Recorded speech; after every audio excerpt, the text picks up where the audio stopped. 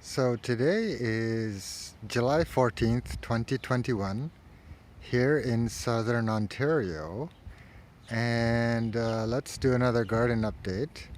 It's morning here now, and it's about 24 degrees Celsius outside, which is very comfortable weather. And but recently it's been reaching a high of about 30 degrees during the day and about 20 degrees at night, so not too bad, pretty bearable. If we take a look at this mulberry tree I transplanted here and the old one, it's actually growing pretty well, and the long stick you see in the middle, well, it's sending out shoots from the bottom, so it is surviving. Beside that, you'll see Staghorn Sumac, which are doing really well, and those I moved from a park. There's a rose bush over here, but one of my friends tells me it's a peony, so I'm not 100% sure. It might be some kind of classical or heirloom rose bush. On the right side of the side yard here, you'll see I have some massively tall goldenrod, which they're over a meter high. Come this fall, they'll have some beautiful golden blooms. So that'll be really nice in the fall. And if we look over here, you'll see a really nice Polonia Tomentosa or Kiri tree. So that's my largest one, as you may be familiar with. And finally, it's over 2 meters tall. And so it looks like it's going to put on a lot of nice growth this year. The leaves could be bigger, I guess, if I cut off the side branches. But I just want to see how it'll grow naturally. So that's my hand. I would say my hand is the average male-sized hand. And behind the Pawpaw is Tree of Heaven. So that's a really fast grower as well. Over 2 meters high just in 2 years.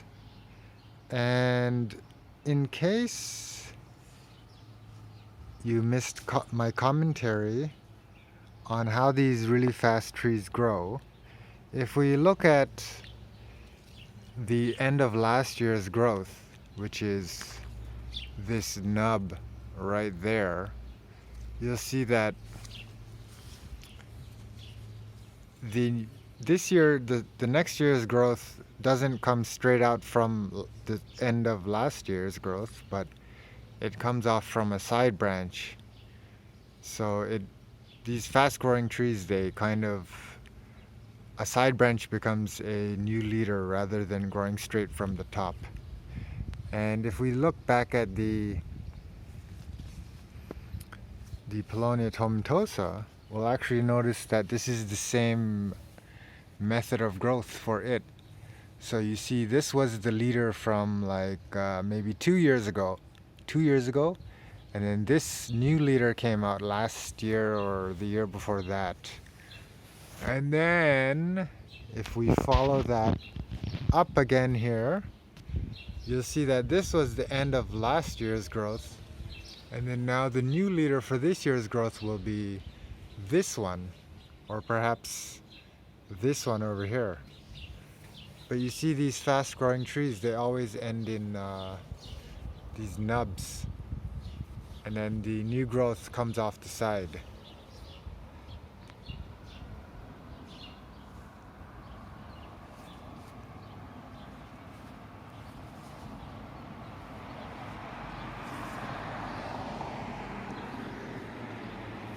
So on the other hand, if we observe this ash, white ash, we can start at the bottom of the trunk. This white ash is about 4 years old. You'll recognize it from other videos of it growing twice in one growing season. But if we look up the trunk, you'll see that it's just straight, completely straight growth all the way up. So quite different from the Polonia Tomentosa and the Tree of Heaven. Just straight growth, and then there's always a bud right on top that continues to grow straight up the next growing season. If we look over here, you'll see that there's a Polonia Tomentosa with a bunch of dried up dead leaves, and I don't know, I think that happened because it was just too hot and perhaps it didn't get enough.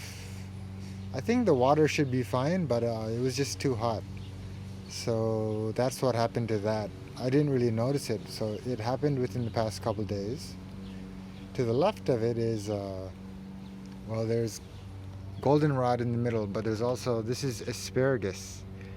And this is how asparagus looks if you let it grow and you don't harvest it. And these are actually going to be asparagus fruit. So they'll turn red in the fall, and you'll be able to plant new asparagus, or the birds will take them and plant them somewhere else. And if we look towards the front of the side yard, there are some tall ash growing from between the fence. And I never pointed these out, but these two big rocks, the lighter colored one and the one above it, were dug up from the excavation of the Wallapini area there. So that's kind of interesting. So we'll see this huge vine right here, and that's black raspberry. They just kind of go all over the place, get really long, and they're going to touch the ground. Same with this black raspberry branch. It's going to get really long and touch the ground. I think I'll arch it over this entryway once it gets long enough. And you'll also notice on the fence a lot of Virginia creeper. The one right in the middle there, and the one with the kind of the berries coming out, poisonous berries that is. Anyways, that has 5 leaves, and that's them. And then if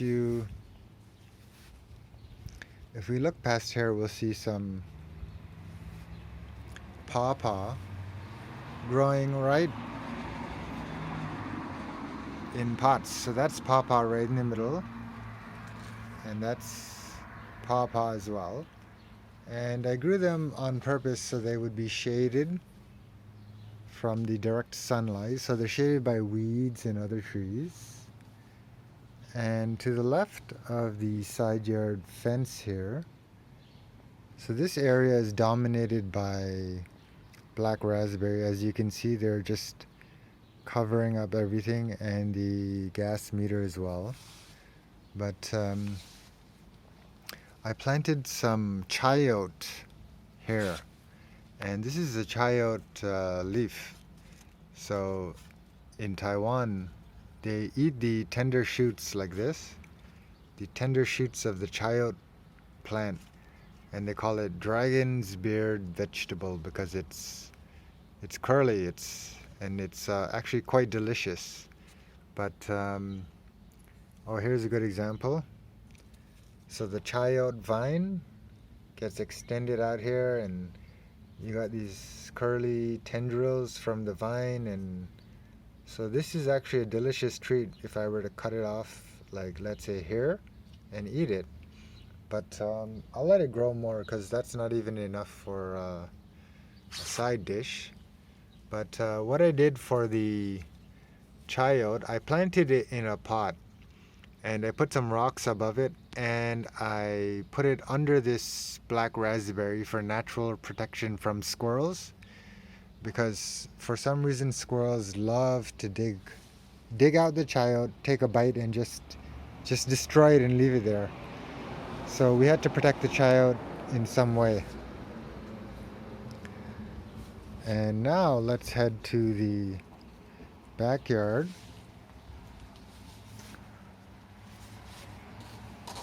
And it's getting quite crowded here due to all the black raspberry vines. You'll see here right in front of us is it's pretty big leaves actually, but it's a catalpa, which a certain kind of caterpillar love, and then black raspberry growing right up over it, just on top of it. But if we look under, we will see, well, we'll see some black raspberry, but beyond the black raspberry, that there is a pawpaw. So that was a rescue from a park. And this is just ash. And then if we look over here to the left, we'll see the excavated area for the Walipini.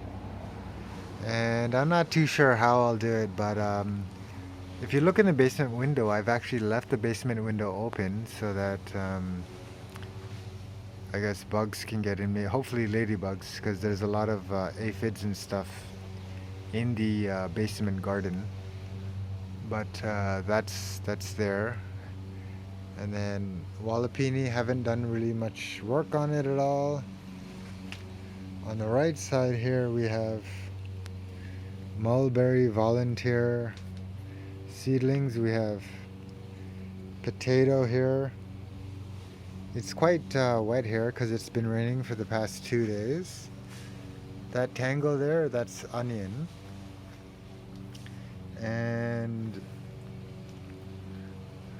oh look, it's so wet that there's actually a roly-poly right on top of a potato leaf. And so these are some pawpaw that I had just transplanted from in-ground. They're only about a year old. And I covered the pot with rocks so that squirrels wouldn't dig them out. Squirrels do that. And this big pawpaw right in the middle with the bird poop on it is about 2 or 3 years old perhaps. There's actually a pawpaw here right in the middle there.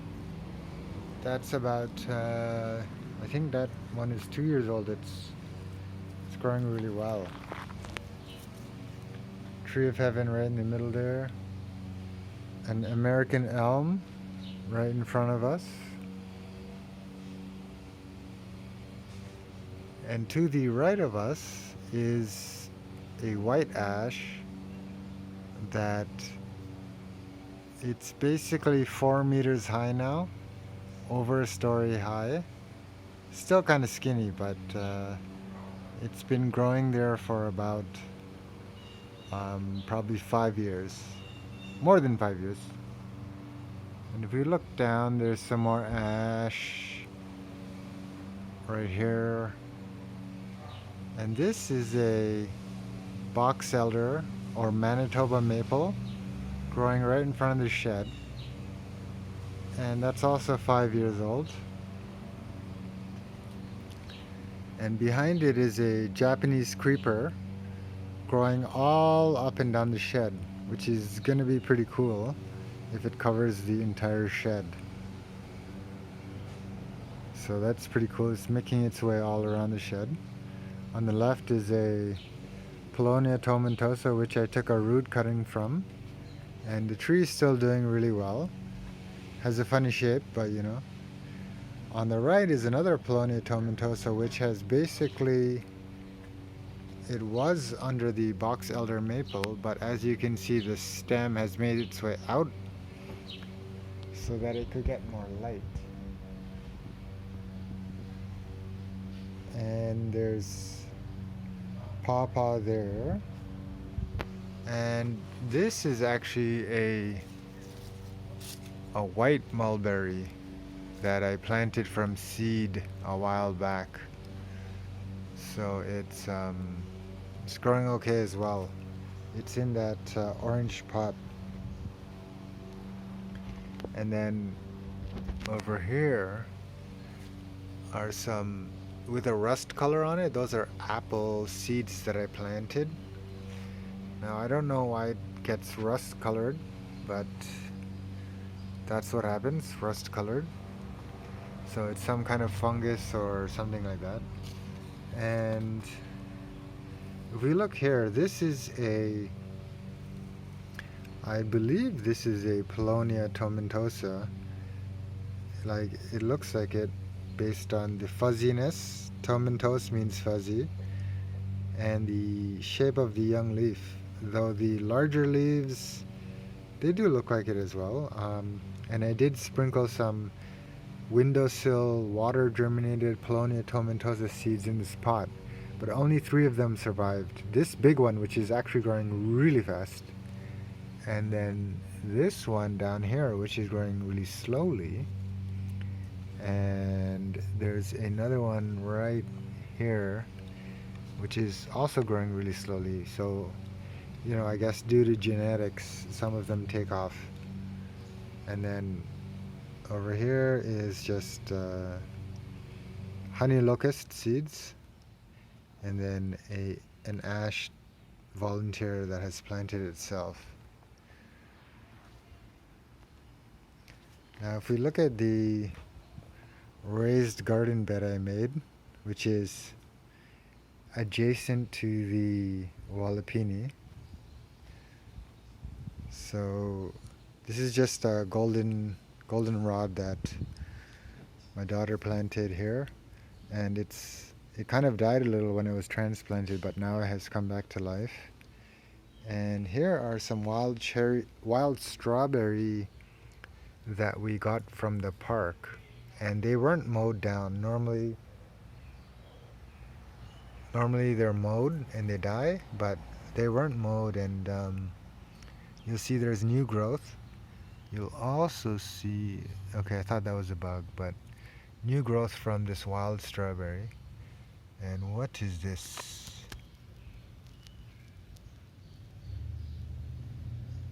They're all over the place. In any case, new growth from this wild strawberry. So hopefully they'll just take over this little patch of dirt. So there's new growth. Pretty good. And this is cherry tomato. They're doing really well. And also black raspberry back there.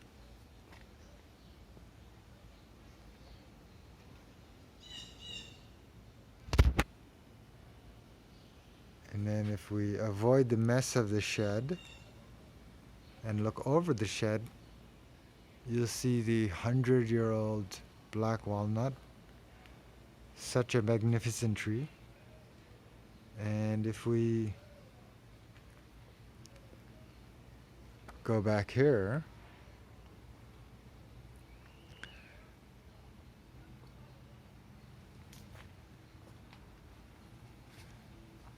we will see Virginia creeper taking over again.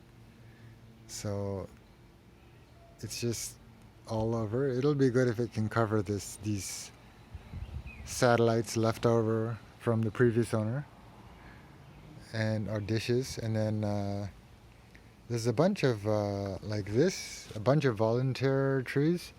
This is cottonwood, which is really nice and it apparently grows really fast. That is mulberry again. This is another tree of heaven, Ailanthus altissima, and here is, there's like a snail or something on that mulberry volunteer. And this is bitternut hickory. Oh, and here, check it out. Oh, that was a firefly. You can tell because it's orange, and then the thorax or the bum of the firefly is white or light colored. And over here, this is actually a Carolina Reaper pepper plant, which is 3 years old and has given me a twice harvest of peppers, and actually survived some freezing temperatures, like one day of freezing temperatures. So over here is Robinia pseudoacacia. I grew it from seed, so it's actually about 4 years old. You might recognize it from when it was like smaller than my pinky, but now it's quite large, and it's under this larger mulberry tree, which was a volunteer seedling as well. Like, if you don't mow your lawn, you'll just discover a ton of trees growing there after a year. So that mulberry is like 2 meters wide and 2 meters tall. I did trim it down, so it has a pretty nice shape, good for harvesting as well. But that's red mulberry. And there's, right in the middle there's actually potato, like a white potato or something from like last year. I guess we didn't harvest them, and it grew back this year. So I don't know, given the mild winter, a couple of these potatoes did not die.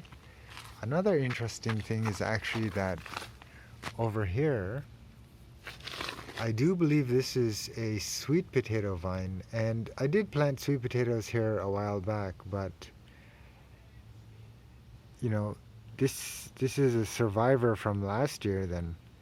So that's sweet potato, and then I could be mistaken, but I'm pretty sure it is sweet potato vine. The leaves do look like sweet potato, and the flowers do look like certain varieties of sweet potato as well. So we'll see later on in the fall. We'll dig them up, and well, hopefully the vines get bigger, because you can eat sweet potato leaves. And these are my tropical plants under here, taken out from the basement. And over here, this pot of rocks, this is actually, well, I guess it was destroyed again by the squirrels, but there are a bunch of avocado seeds under here, and I covered them with rocks because for sure the squirrels would dig them up. So with the rocks, the shoots would be forced to find their way to the surface. And this one did, but it looks like it was still destroyed somewhat by the squirrel. But hopefully it'll recover, because the squirrel didn't get at the actual roots or anything. This is guava, and it's taking a long time to grow, but it is guava from Taiwan. And this avocado, the one that you see that it was bent like that, I believe an animal did that, and then I just left it. It looked dead, but I left it, and then it grew a new shoot, and even off of this broken part, another new shoot. So that just goes to show you, if you think your plants are dead, give it some time and it'll probably recover. And over here is Kalanchoe Pinata. Some interesting flies here. Very shiny. might, yeah, like pretty cool.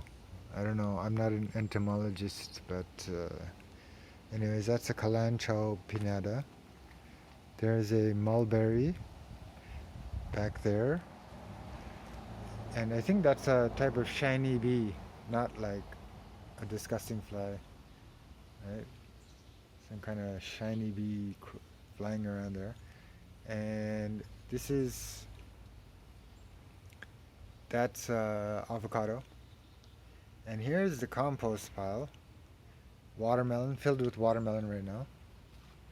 And this is a Bodhi tree, or it's a type of fig tree. I forgot the name. Oh, Ficus religiosa. So they're really nice, and they grow really well. Beside that, and beside the compost, is a mango tree that I've had for 4 years. It was also damaged by the animals, but I left it and it's thriving now. Who knows? Maybe that mango tree will basically be able to survive out here in the winter, unfortunately, but that's the way global warming is going. So we'll just turn here, and we will take a look at the other side of the side garden. Well, it's not a garden on that side, but that side is purely a garden, and then there's the raised bed, and then a little desk. And so this is the other side, which is pure driveway. And let's take a look at the pot of Polonia Tomentosa, which I planted from windowsill germinated seeds, water germinated. So you can see there's one here that's growing really well.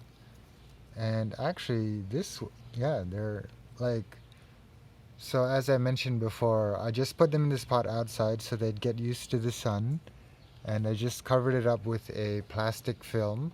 And once they were like bigger than my thumb, I started to slowly poke holes in the plastic film and uncover it so they would get used to the not so moist air outside. And then eventually I just removed the plastic film, and they've taken off in growth.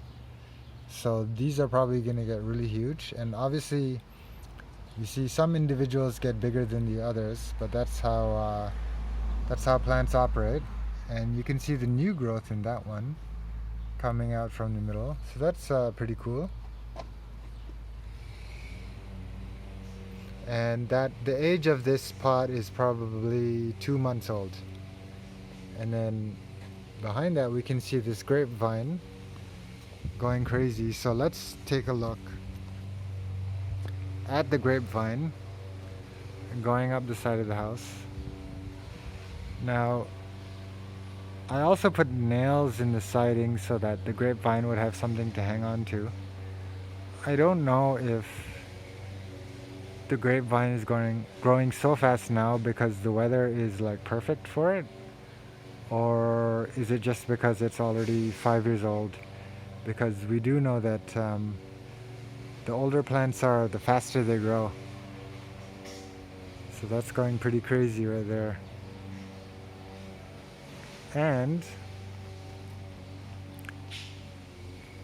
I made a little cage for our cat right here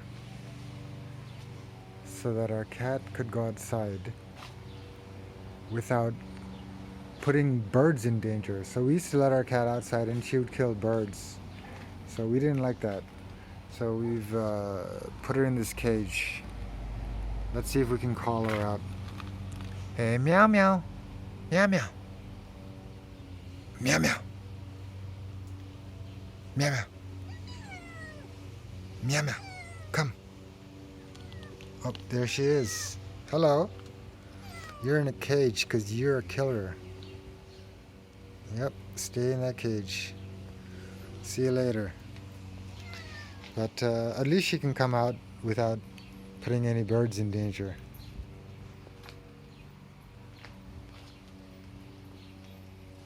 And here's a tree stump that I took from a neighbor after they cut their tree down, but a lot of some strange mushrooms are growing on it, fungus. And let's take a look at the last interesting thing here, which is a tulip vine, tulip flower vine. So pretty nice, and you can see on the neighbor's side there are some of the flowers. Now the neighbor would always clear these out and cut them down as weeds, but then he put this fence there, so now he doesn't do that.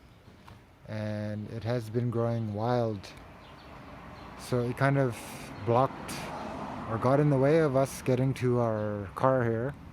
So I put up these IKEA bed slats that we don't need so that the vine would have somewhere to climb. So perhaps next year it'll look really cool with a lot of flowers. Right now there's a few flowers, which is not too bad. But yeah, with plants you always have to look forward to what's going to be going on in the future. And I'm sure we are also looking forward to the future after the pandemic. So anyways, hope you guys are all doing well. Hope things are going really well for you guys.